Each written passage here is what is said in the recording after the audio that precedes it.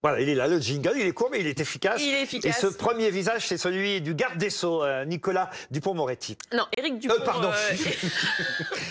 Mais justement, c'est parce que vous allez comprendre pourquoi. On va vous parler de la guerre des Dupont. C'est Dupont contre Dupont. Voilà pourquoi il y a confusion. Éric Dupond-Moretti contre Nicolas Dupond-Aignan.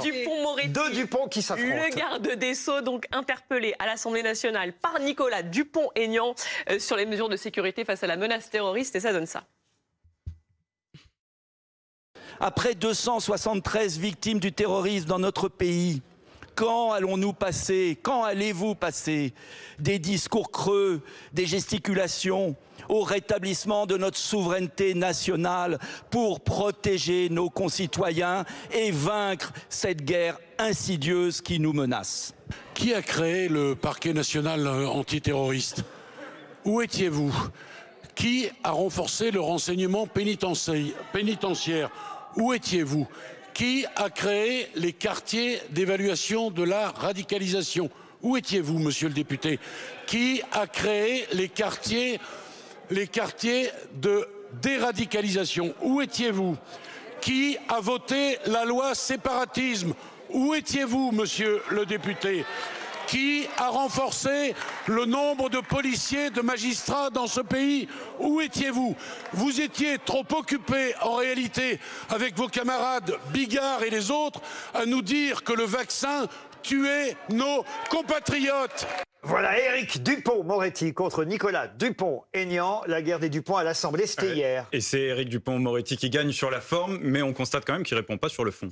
Ah, pourquoi? Il n'a pas répondu tout simplement à la question qui était posée par Nicolas Dupond-Aignan, qui était: que comptez-vous faire pour lutter concrètement contre la menace terroriste? Et en fait, il a donné des exemples de ce qu'ils avaient déjà fait. Exactement, il a fait le bilan de ce qu'ils ont déjà fait, et il a raison de le faire, hein. Le bilan n'est pas nul, mais il n'a pas répondu. Natacha Polony, lequel Dupont gagne? Là, on est dans du spectacle parlementaire. La seule question, c'est est-ce que le droit tel qu'il existe aujourd'hui en France permettait ou non de faire quitter le pays à l'assassin de Dominique Bernard. C'est-à-dire, est-ce que réellement le droit a été appliqué correctement? Est-ce que nous souffrons de jurisprudence qui nous empêche d'appliquer réellement ce qui permettrait de protéger les Français? Or, de fait, il n'y a pas de réponse. On est dans du spectacle, c'est dommage. On passe à un autre visage, celui de Mathilde Panot. La présidente du groupe LFI, qui, vous vous en souvenez peut-être, s'était insurgée, c'était vendredi dernier, contre les caricatures de Charlie Hebdo au sujet de la députée LFI Danielle Obono. Elle avait accusé Charlie Hebdo de racisme et d'antisémitisme face à ce dessin.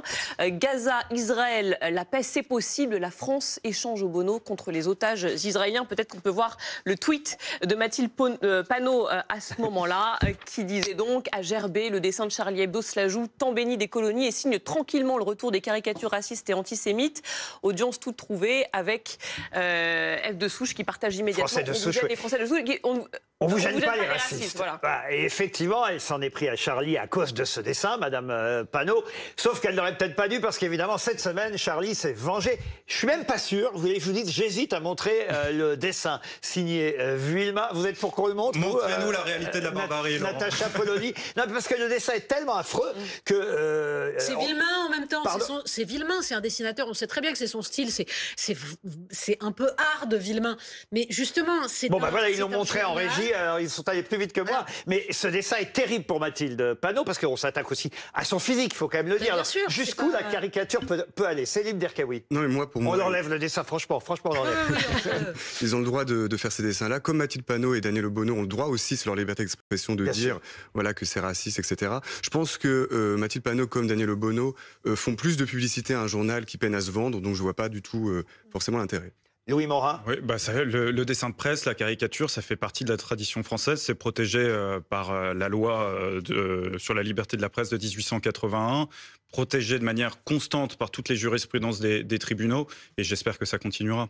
Mais c'est surtout que en effet, ce journal est fait pour ses lecteurs et que des dessinateurs sont morts du fait que certains ont voulu diffuser dans le monde entier ce qui relève de la liberté d'un journal et de ce qui s'adresse à des lecteurs. Vous avez avertis. raison de le rappeler. Non, mais il faut le rappeler quand même. On ne peut pas être Charlie un jour et ne plus l'être le lendemain. C'est tout le problème de la France insoumise. Voilà. C'est quand même qu'ils sont allés défiler. Jean-Luc Mélenchon a parlé de son ami Charb. On se demande encore où il en est de ce point de vue-là. Bon, c'est vrai toujours que les mêmes accusations. là aussi, oui, pardon.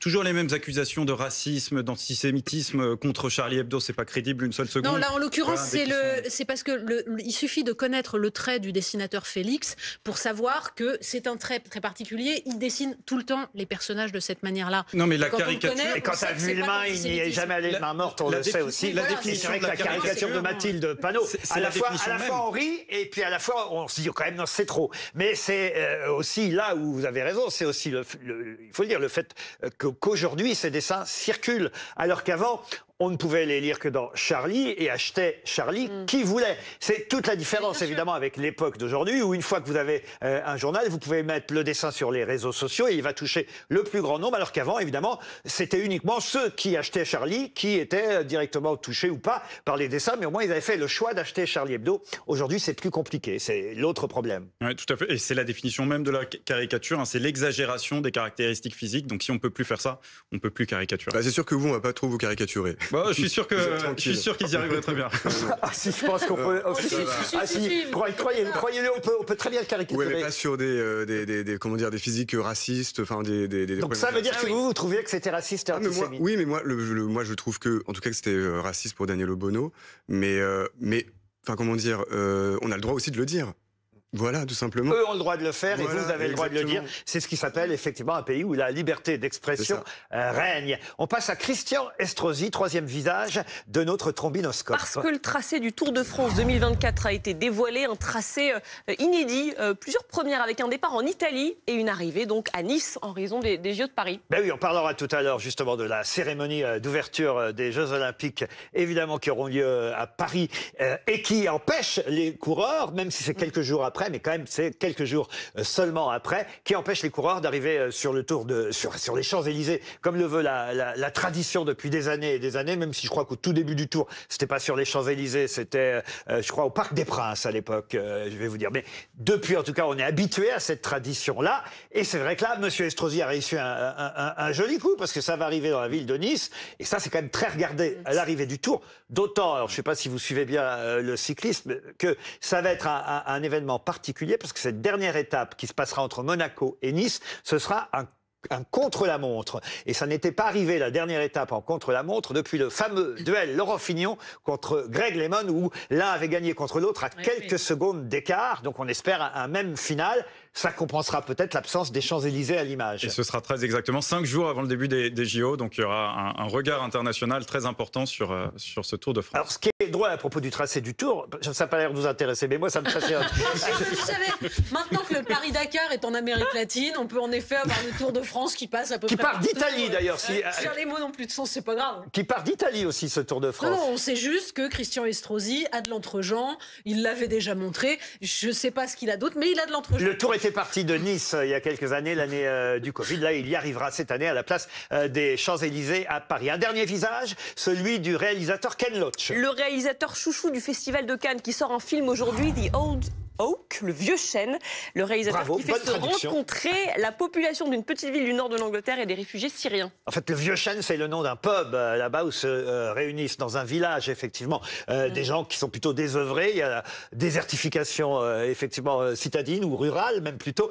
et ils sont au chômage pour la plupart. Évidemment, ils voient arriver d'un mauvais œil des réfugiés syriens, sauf qu'il y a une photographe parmi ces réfugiés syriens qui va commencer à exercer son art de la photo sur, on va dire, les tronches de ce village. Ken Loach fait des films incroyables, à chaque fois récompensés, pas à chaque fois, mais quasiment. Il est un des réalisateurs les plus récompensés au Festival de Cannes. Et il a 87 ans. On dit que c'est peut-être son dernier film. Voilà pourquoi j'avais envie de mettre le projecteur sur ce réalisateur. Bah oui, il a fait des chefs-d'œuvre. Par exemple, Le vent se lève sur la résistance irlandaise.